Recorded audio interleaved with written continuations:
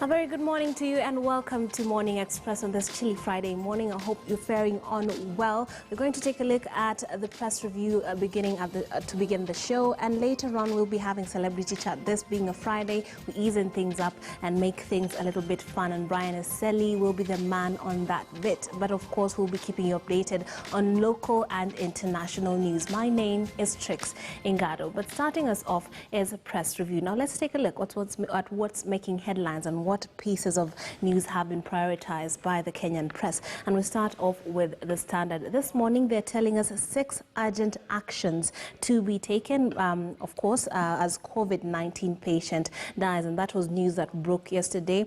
One of the patients, a 66-year-old man, died, succumbed to COVID-19. He is said to have traveled from South Africa. Now we're told on the top page of this paper that a man 66 who had traveled from South Africa became the first person to die from the disease.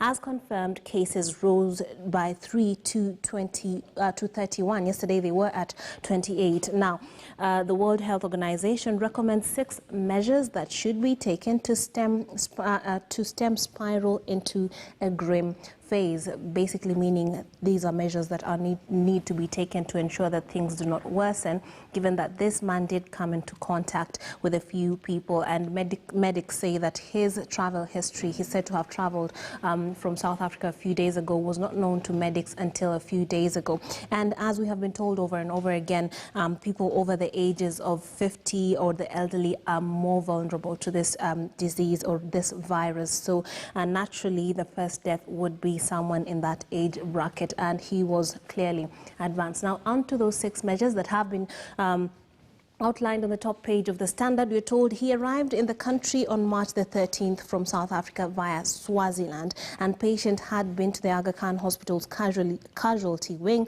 at least once before to consult a doctor. Now, the 66-year-old man was admitted to the hospital on Sunday, March the 22nd, when his health deteriorated. Now, medics said the man's travel history was not disclosed to them until Sunday. And another bit that we're being told right here is authorities say the body must be disposed within 24 hours to limit contact with other people. Now, the Ministry of Health officials will be in full protective gear, obviously, to handle the body, and health workers who came in contact with the patient have been isolated, and those I would expect include the medics at Aga Khan Hospital. Aside from that, there's a quote here from Health Cabinet Secretary Mutahi Kagwe. He has said, "We have received the sad news of the death of the patient who had tested positive for coronavirus," and the man had arrived in the country, as we have been told in the main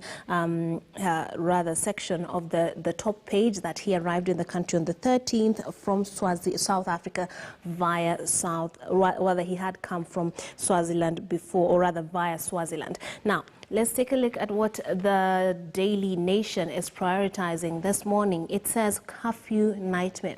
They're trying to take a look at the practicality of that curfew that will be lasting from 7 p.m. all the way to 5 a.m.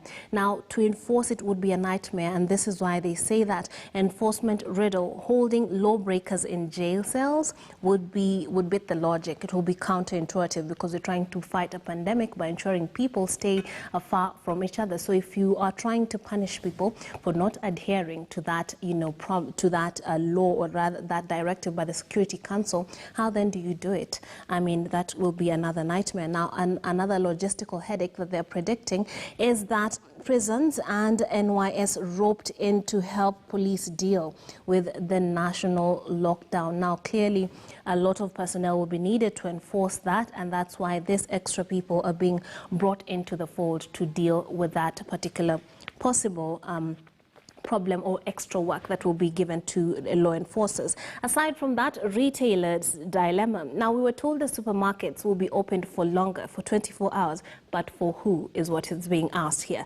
Supermarkets free to open into the night, but where are the buyers? Because they will be adhering to that curfew that will run between 7 p.m. and 5 a.m. So it might be for no reason, actually, because nobody will be allowed to be roaming around, except for those who are in that bracket bracket of people who will be giving essential services, medics, security personnel, emergency service providers and what have you. Aside from that, commuters many Kenyans will be left stranded as matatu operators keep off the roads after 7 p.m.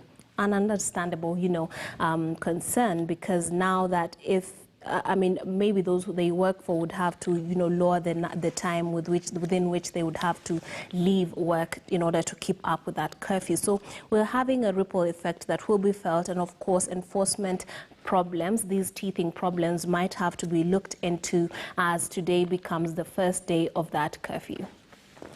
Aside from that, let's take a look at the bottom part of the Daily Nation. They're telling us about the numbers, which are quite important in this particular times. 31 is the number of people who have tested positive for coronavirus, with 3 more cases confirmed yesterday. Then we have 490, 144 being the number of people who have been found with coronavirus, COVID-19, if you like, globally, with China, Italy, Spain, and the United States leading in the number of confirmed cases. Then we have 118 and 60 global figure for people who have fully recovered from COVID-19 disease. Among them, a Kenyan that has been discharged, and that was announced the day before yesterday. And then last but not least, we have 22,154 being the number of people who have died from the COVID-19 virus. Italy, with over 7,500 fatalities, accounts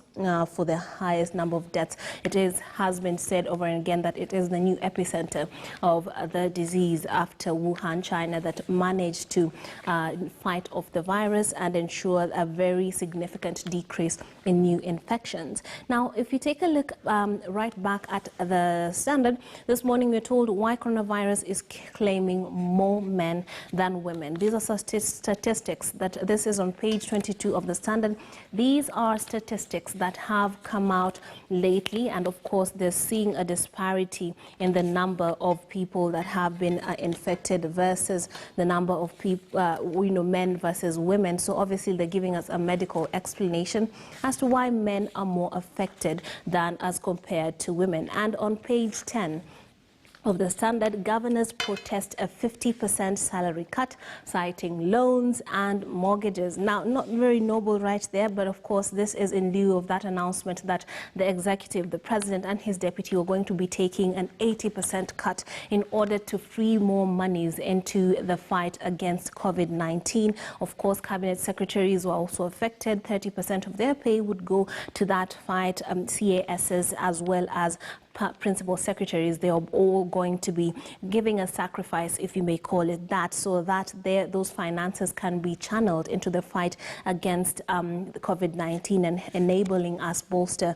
our strategies against the virus and possible infections and treatment options and preventative measures. But clearly the governors are not, going to go in that direction. Quoted here on page 10 of the Standard, we support a 30% proposal, but we suggest that the money be channeled to a county kitty, even involve business community in making contributions. This is according to Meru Governor Kiraitu Murungi. After deliberations, county bosses and deputies have agreed to 30% deduction in pay and not 50%. Now, governors have committed to that 30% pay. The article further said the decision was, however, reached after much haggling, with the county bosses roundly rejecting the proposal for a half salary reduction. Yesterday, they rejected the proposal for 50% pay cut for 3 months, citing huge loans, mortgages they are currently servicing. It also emerged that some of the governors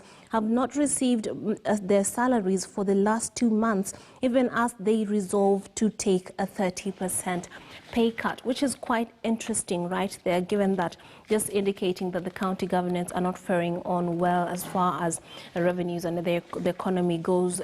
As it were, the economy was not doing well, so COVID-19 naturally would make these sort of sacrifices quite necessary, because there is an actual need for more money in the system. And the fact that some governors were not getting their pay just shows that we were not doing quite very well, particularly at the